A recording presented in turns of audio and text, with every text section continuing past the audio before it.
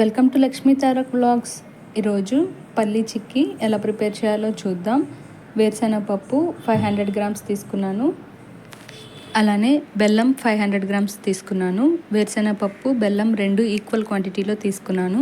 Sweet తగ్గించుకోవాలి అనుకుంటే బెల్లం 400 గ్రామ్స్ అలా తీసుకోవచ్చు. బెల్లం పొడి చేసుకోవాలి.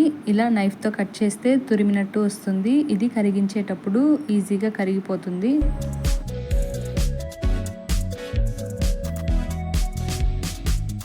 స్టవ్ ఆన్ చేసి కడాయి పెట్టుకొని వేరుశనగపప్పు వేసి ఫ్రై చేసుకోవాలి.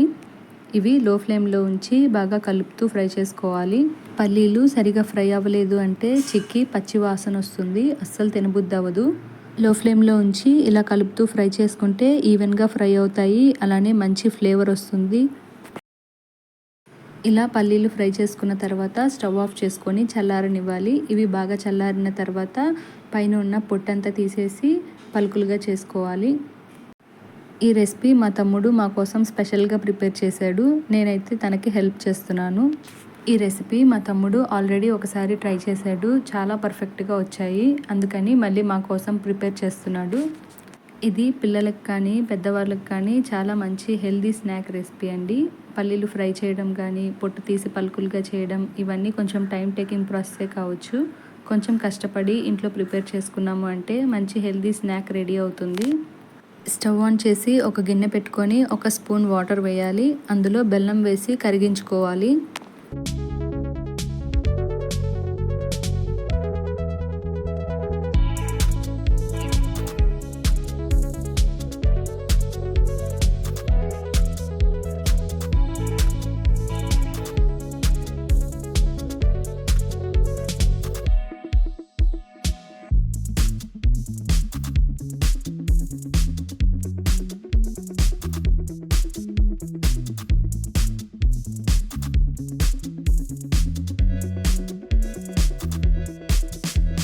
బెల్లం కరిగి పాకం వచ్చేంత వరకు కలుపుతూ ఉండాలి.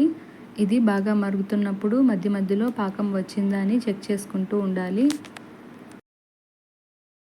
ఇలా మరుగుతూ ఉన్నప్పుడు కొంచెం తీసుకొని ఒక ప్లేట్లో వాటర్ తీసుకొని అందులో వేసి చెక్ చేయాలి. పాకం వస్తుందా లేదా అని చెక్ చేసుకుంటూ ఉండాలి.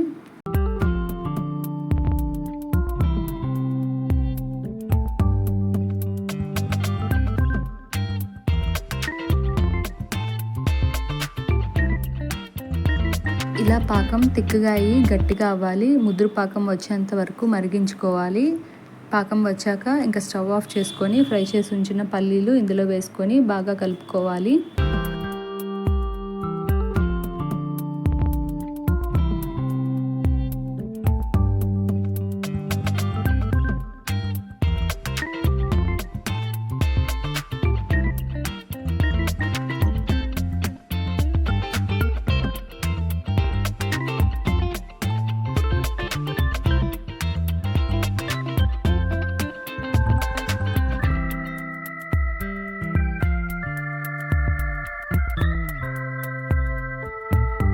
ఇలా కలుపుకున్న తర్వాత ఒక ప్లేట్ తీసుకొని ఆయిల్ అప్లై చేసి ఇది అందులో వేసుకొని ప్లేట్ అంతా స్ప్రెడ్ చేసుకోవాలి.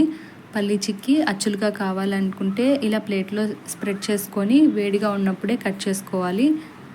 నేనైతే పల్లీ చిక్కీ లడ్డులాగా ఉండలుగా చుట్టాను. మా పాప లడ్డులాగా కావాలి అంటే ఇంకా అలా ఉండలుగా చుట్టేశాను. ఇలా స్ప్రెడ్ చేసుకొని అచ్చులుగా కట్ చేసుకోవచ్చు.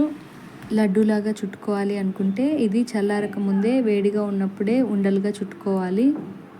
ఇంతేనండి, పల్లీ చిక్కీ రెడీ అయిపోయింది. టేస్ట్ అయితే చాలా చాలా బాగా వచ్చింది.